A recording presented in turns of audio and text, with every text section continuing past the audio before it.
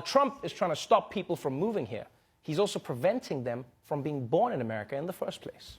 The Trump administration issued new rules today aimed at cracking down on so-called birth tourism, when women travel here to give birth so their children will automatically become U.S. citizens. And it comes after President Trump has railed against birthright citizenship. You're a dictator who we hate and who's against us.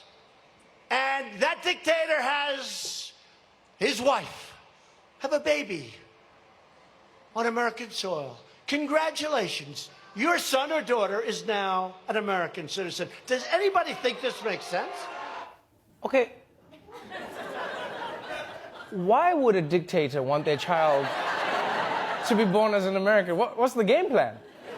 What, just have the kid born here, become a U.S. citizen, and then when the kid returns home, be like, I have an American hostage and I have some demands. It's like, Dad, what are you doing? Shut up, infidel. Now, even though Trump's example is crazy, he's not wrong about people abusing birthright citizenship. Every year, thousands of rich foreign women fly to America just to give birth so the baby can be a U.S. citizen, and then they fly home. And if you ask me, it's a good example of the Constitution being behind the times. Because back then, when they came up with birthright citizenship, no one was just flying in for the weekend.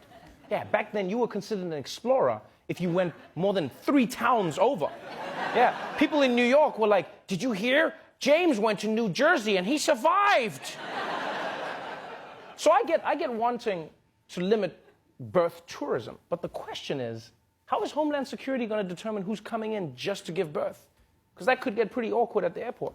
Well, the border agent is just going to be like, hey, no pregnant women allowed. Oh, you're not pregnant? Okay, fine. You can come in, but take a spin class or something. Come on.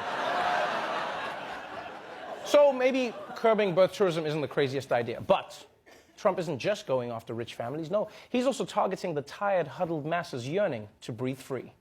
And the Trump administration has scored a victory in its effort to place new restrictions on legal immigration. The Supreme Court has cleared the way for the government to deny green cards to immigrants if they sign up for public assistance like food stamps or Medicaid, or if they're considered likely to apply for such assistance in the future. Yeah, in other words, Trump wants to block poor people from staying in America, which explains the updated inscription on the Statue of Liberty. Bitch, better have my money.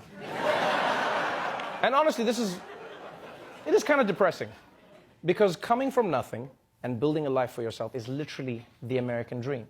It's basically what the country was founded on. Well, that and the freedom to get weird-ass haircuts, but that mostly. And the irony of this law is that Trump's own mother arrived in America as a poor immigrant with barely any money to her name. So if these rules were in place when she came over, she probably wouldn't have been allowed to stay. She would have been denied a visa and sent packing.